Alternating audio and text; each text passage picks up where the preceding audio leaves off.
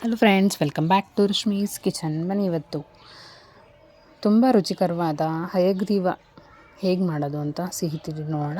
ಇದಕ್ಕೆ ಕಡಲೆಬೇಳೆ ಮೊದಲನೇದಾಗಿ ತೊಳೆದಿಟ್ಕೊಂಡಿದ್ದೆ ನಾನು. ಅದನ್ನು ಕುಕ್ಕರ್ನಲ್ಲಿ ಹಾಕ್ಕೊಂಡು ಸ್ವಲ್ಪ ಬೇಯಿಸ್ಕೊಳ್ತಾ ಇದ್ದೀನಿ. ಒಂದು ಸ್ವಲ್ಪ ಎಣ್ಣೆ ಮತ್ತು ನೀರು ಹಾಕಿ. ಈಗ ಬೆಂದ ನಂತರ ಬೇಳೆ ಏನು ತೊಗೊಂಡಿರ್ತೀರ ಅದರ ಪ್ರಮಾಣದಲ್ಲಿ ಸೇಮ್ ಕಪ್ಪು ನಾನು ಬೆಲ್ಲ ತೊಗೊಳ್ತಾ ಇದ್ದೀನಿ. ಕಡಲೆಬೇಳೆ ಬೆಂದ ನಂತರ ಅದಕ್ಕೆ ಕಾಯಿ ತುರಿ ಹಾಕಿ ಚೆನ್ನಾಗಿ ಮಿಕ್ಸ್ ಮಾಡಿ ಇಟ್ಕೊಳ್ತಾ ಇದ್ದೀನಿ.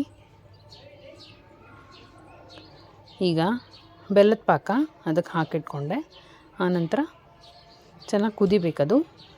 ಸೈಡ್ನಲ್ಲಿ ಇದಕ್ಕೆ ತುಪ್ಪ, ದ್ರಾಕ್ಷಿ, ಗೋಡಂಬಿ, ಬಾದಾಮಿ, ನೀವು ಡ್ರೈ ಫ್ರೂಟ್ಸ್ ಏನು ಆ್ಯಡ್ ಮಾಡ್ಕೋತೀರ ಅದು ಹಾಕ್ಕೊಂಡು ಅದಕ್ಕೆ ಮೇಲ್ಗಡೆ ಹಾಕಿದ್ರೆ ತುಂಬ ರುಚಿಕರವಾದಂಥ ಜೊತೆಗೆ ಆರೋಗ್ಯಕರವಾದಂಥ ಹಯಗ್ರೀವ ರೆಡಿ ಆಯಿತು. ಇದು ಆರೋಗ್ಯಕ್ಕೂ ಒಳ್ಳೆಯದು, ಹಾಗೆ ದೇವರಿಗೂ ತುಂಬ ಪ್ರಿಯವಾದದ್ದು. ಇದು ವೈಕುಂಠ ಏಕಾದಶಿ ದಿನ ಸರ್ವೇ ಸಾಮಾನ್ಯವಾಗಿ ಮಾಡೇ ಮಾಡ್ತಾರೆ. ಇದನ್ನು ಮಾಡಿ ಮನೆಯವ್ರಿಗೂ ಕೊಡಿ, ದೇವ್ರಿಗೂ ನೈವೇದ್ಯಕ್ಕಿಡಿ. ತುಂಬಾ ರುಚಿಕರವಾಗಿ ಚೆನ್ನಾಗಿರುತ್ತೆ. ಕಡಲೆಬೇಳೆ ಹಯಗ್ರೀವ ನಿಮಗೆ ಇಷ್ಟ ಆಯಿತು ಅಂದರೆ ಲೈಕ್ ಮಾಡಿ, ಸಬ್ಸ್ಕ್ರೈಬ್ ಮಾಡಿ, ನನ್ನ ವಿಡಿಯೋನ ಶೇರ್ ಮಾಡಿ. Thank you friends, thanks for watching.